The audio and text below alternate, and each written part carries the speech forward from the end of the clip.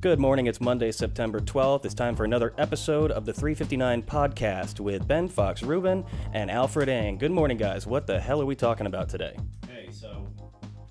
Hey, all right, there I am. So we're going to hopefully not scare the hell out of everybody with this latest podcast, but there's some pretty unpleasant news in the world of technology, and we're going to try to get to as much of it as we can in 4 minutes. I'll also pretend to be Roger for today because he's working from home. So Roger will be back tomorrow. As always, we'd love to hear your questions. So send in your questions, and me and Alfred and Brian will try to get to as many as possible at the end of the show. But I guess that's about it. Anything you want to say, Alfred, before we get started? It's going to be a great show. Looking forward to talking about Samsung and its never-ending list of problems that it's been going through this weekend. Yes. Yeah, absolutely. So without delay, let's get moving on the podcast. See you guys in 4 minutes. Send us your questions. We'll be back in just about 3 minutes and 59 seconds, starting in 3, 2. Welcome to the 359, where we talk about the top tech news of the day, plus whatever crap we want to throw in. I'm Ben Fox Rubin. I'm Alfred Ang. Okay, so first up, the bad news for Samsung's Galaxy Note 7 just keeps getting worse.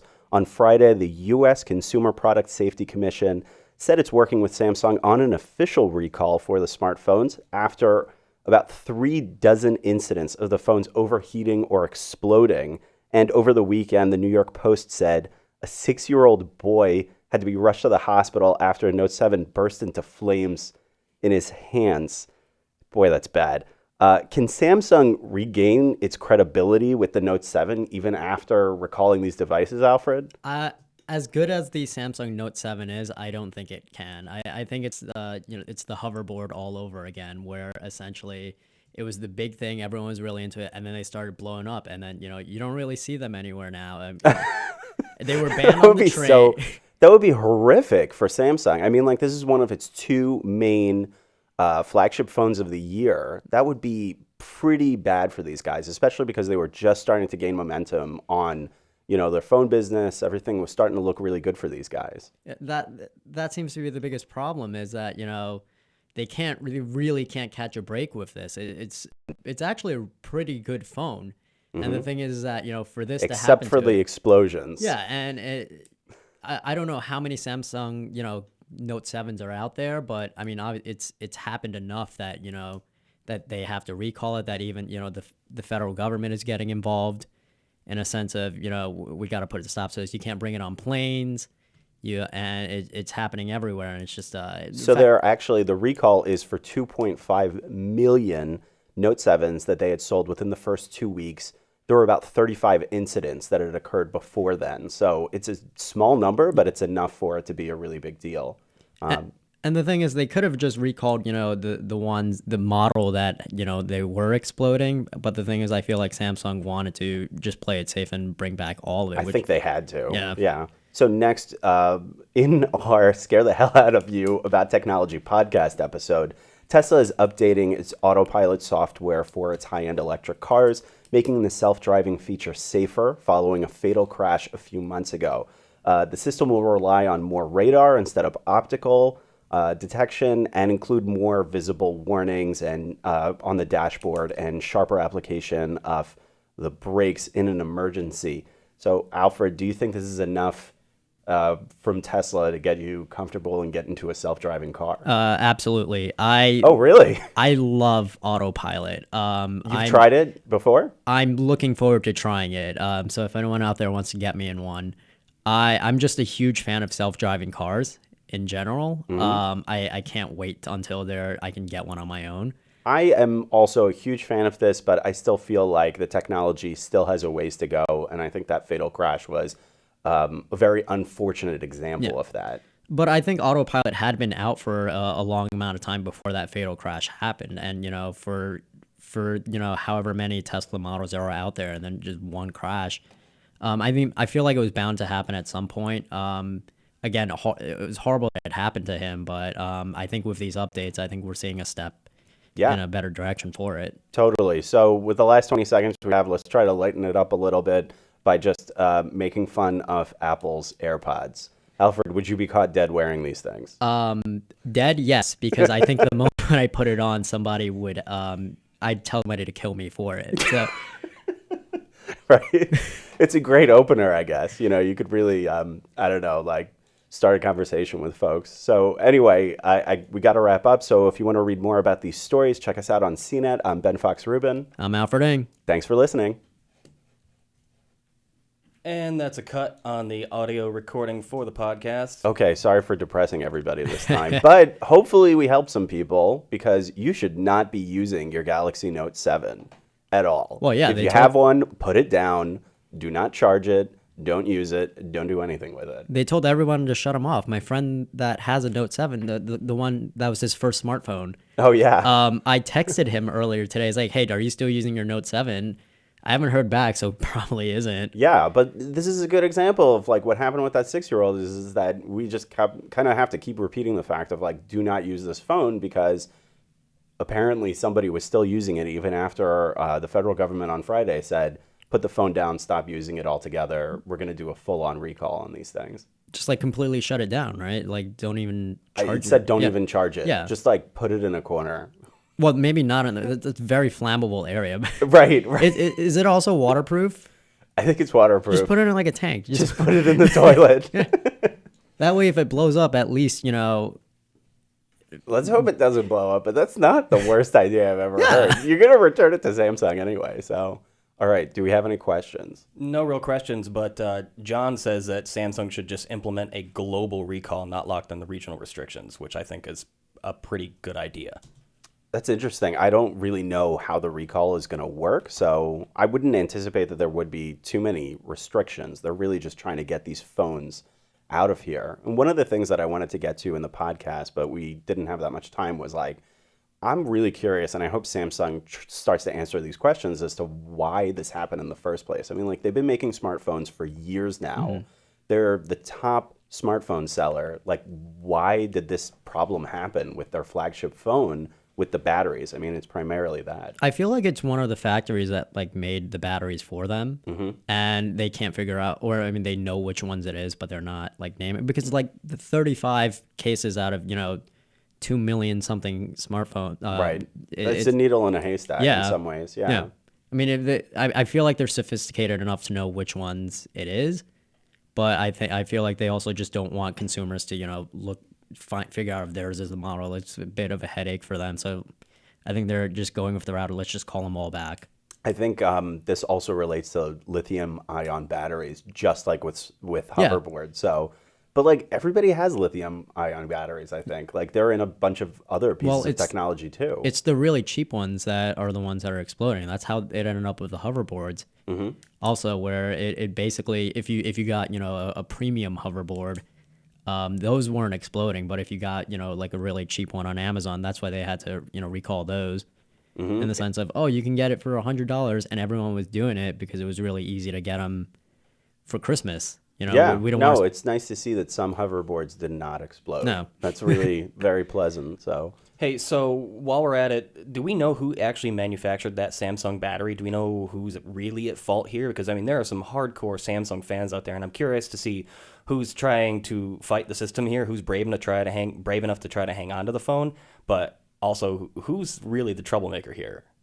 so as Alfred said, it appears it could be possible that this is from a third-party manufacturer that supplied the batteries to Samsung. But we don't know. We don't know. I think there's still a lot more that we have to peel back from the onion, and I think Samsung still has to answer a lot of questions. As far as being gung-ho and holding onto the phone, I think we're way past that at this point. You really just should get it replaced. I mean, like, even if your phone has not been causing you any problems whatsoever, this is one of the more serious recalls that I've seen since starting to cover technology. So, like, it will not hurt you to get the phone replaced, but it could to keep that phone. So with strongest recommendation possible, I would say just turn in the phone. If you really love the Note 7, just get the new one. It probably won't explode. Yeah, I don't understand anybody that feels like they should keep it just because you're getting a new one either way. It's not, what do you have to go maybe a week or so without it? I don't know. I don't know what the replacement, rate is, but That would be horrible. The fact to not is- have your smartphone for a week, I'd have to like talk to my family members. This would be a but the huge fact problem. is it's a new smartphone anyway. If somebody offered me to replace my phone right now for free, I would do it immediately. It's It's just kind of a it's fresh. no-brainer, except for the fact that like most people have only had their Note 7s for like 2 weeks. So that's like pretty close to as fresh Yeah. out of the box as you could get. And it is also like a huge inconvenience to get a different phone. I think one of the other interesting shoes to drop is how many people are going to walk away from the Note 7 altogether and, I don't know, go to an iPhone, go to a different Samsung phone, or go to a different manufacturer. So this only spells trouble for Samsung, I would say. Anthony says one interesting thing is how did Samsung know only a certain amount are infected? Is it possible that they knew somewhere that they were going to explode? And then if so, why release them at all? So he's really going to the conspiracy theory end of things. I think that would probably be some form of criminality if they released any form of phone into the market that they knew would explode or had the possibility to explode. The way that they do testing on phones these days is supposed to be extremely rigorous. And so if this was a giant screw up on Samsung's part that they will be scrambling to fix for quite some time into the future. I mean, like, even when they release the next Note, people are going to, this whole story will resurrect itself next year too. Yeah. So this is going to continue to be a black eye for these guys, I would say. Interesting conspiracy theory, though. Ghost Davis says, so you can't take it to the store? I was told you have to wait for them to send one in the mail.